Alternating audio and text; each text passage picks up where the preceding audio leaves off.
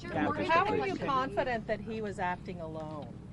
I'm not going to speculate on the particulars of the investigation or exactly what happened. Captain, can you talk about the? This was an act of Yeah, thank you very much. I appreciate it. Thank you, everybody. Sheriff Morgan, I want to talk about the heroism of your deputies. How their training prepared them and the quality of their character. They rushed in when a lot of people would not do so and risked their lives for that. I thought you'd like a chance to talk about them. I appreciate that. We've been to the hospital, of course, to see the officers and their families. And to kind of reinforce what Captain Kinsella just said, we do active shooter training. It's both on-site training and also computer simulations that we train with the DoD police and the Master at Arms program in the Navy. And so this was an actual example of where all that training comes into being. How do we react to this, and how do we coordinate and communicate with each other? And so, unfortunately, that training was put to the test today. I'll tell you, it's hard to speak to that without tearing up. I could not be prouder of the men and women of the Escambia County Sheriff's Office. They ran to the fight, not from the fight. And even though they knew there was an active shooter, and again, the chances of putting your life in danger are great, guess where they went? They went inside. So let me tell you, the best of our community was on scene today, and that's why it turned out the way it did. Sheriff, as time has gone on, you've learned more about what happened. Can you walk us through what happened today, please? Well, just very briefly, we have a precinct not too far off the base. Thank God the call came in. We had officers that were available. It was about a 3 to 5 minute response. The call came in at 10 minutes to 7 this morning. I won't get into a lot of specifics on that because of the FBI investigation. And let me explain why we don't do that, folks. There's a whole lot of witnesses out there that are listening to these programs, that are on social media texting each other. The worst thing in law enforcement that can happen to you is for me to get a second, third, and fourth hand story from an eyewitness, from someone who was there, who has a clear understanding of what occurred this morning, but now they're reading all the texts that they've sent people and people have sent back to them and what they see on the television tonight.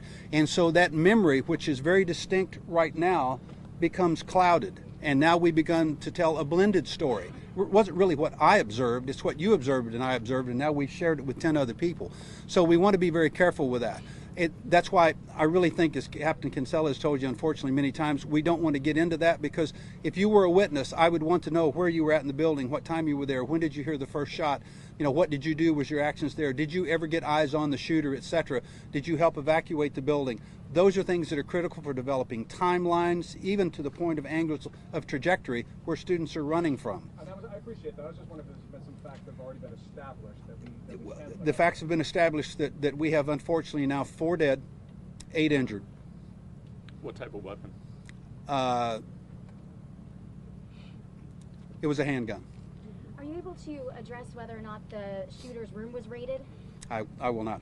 Was his name Muhammad Al-Sharami? I will not confirm that. And folks, I know the answers to your questions. I am not answering or confirming it, not because I'm attempting to be trite. It's because I am not the cognizant authority for this investigation. What that means is the FBI, the ATF, the NCIS on base are the lead agencies on this. We are a support element. And so while I have the answer to your questions, I am not at liberty to answer them. Are you Can you saying whether clarify anybody the else was numbers, taken into please? custody? I'm a little confused. I think this morning there We now have an additional person. additional person Yes. wounded. Yes. Do you have an update on Hey folks, I'm Jason Borst, the Public Affairs Officer for Installation. We're going to start the press conference right now. That's it. We have more information will come out later. We'll be sure to share that with everybody. Thank you very much for your time. Thank you.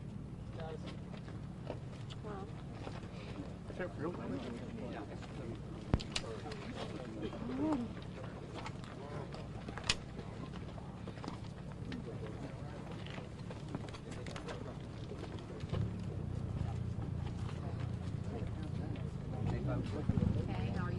At FBI Jacksonville. At FBI Jacksonville on Twitter. Follow them, and we'll be giving you some updates on when we'll be pushing stuff out, and when any other events will pop out. At FBI Jacksonville on Twitter. Sorry. So Amanda's on her way. Got it. And she'll be monitoring that. So just stay with that. At FBI Jacksonville. All right. Thank you.